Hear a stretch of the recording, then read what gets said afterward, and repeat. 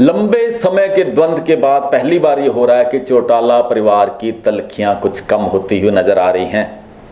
MLG.com आप देख रहे हैं, मैं हूं आपका साथी प्रदीप सचदेवा।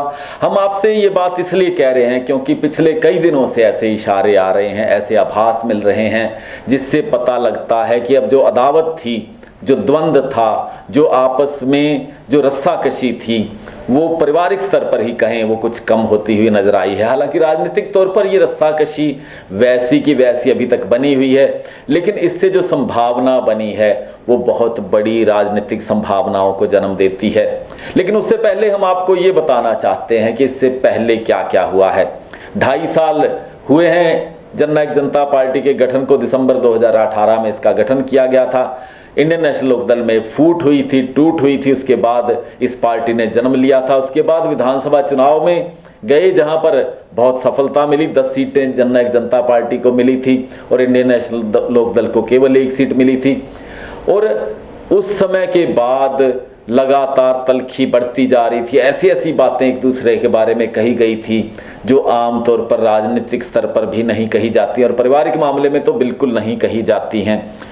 लेकिन जैसे ही ओम प्रकाश चौटाला जेल से बाहर आए हैं अपनी सजा पूरी करके, जो उनको JBT शिक्षक भर्ती घोटाले के कारण मिली थी, उसके बाद लगता है जैसे परिवार को एक करने की कोशिशें रंग चाहे ना लाई हो, लेकिन उनकी शुरुआत हो चुकी है, ऐसा लग रहा है। ऐसा बिल्कुल साफ साफ पिछले 1-2 दिन से इसलिए लग रहा है क्योंकि जैसे ही ओम प्रकाश चौटाला से पूछा गया प्रेस वार्ता में, अन्य सवालों के बाद जब दुष्यंत सिंह चौटाला के बारे में जब पूछा गया तो ओम प्रकाश चौटाला तल्ख नजर आए। उन्होंने टिप्पणी करने से लगभग इनकार कर दिया। जब बार बार कुरेदा गया तो उन्होंने मीडिया के लोगों को ये नसीहत दे डाली कि उन्हें सीमित सोच का नहीं होना चाहिए, उन्हें बड़ी सोच का होना चाहिए और उन्हें तमाम तरह के सवाल एक राजनीतिक दल के मुखिया से पूछने चाहिए। एक ही तरह की बात बार बार नहीं पूछनी चाहिए।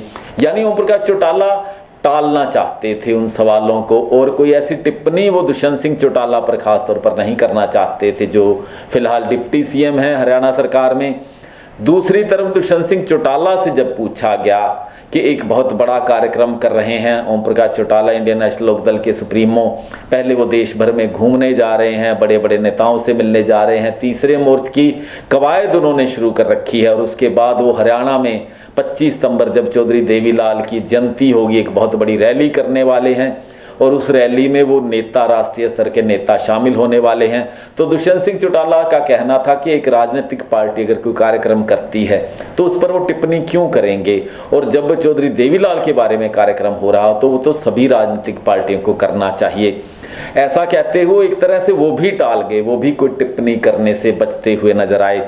इस सब घटनाक्रम के मायने क्या है?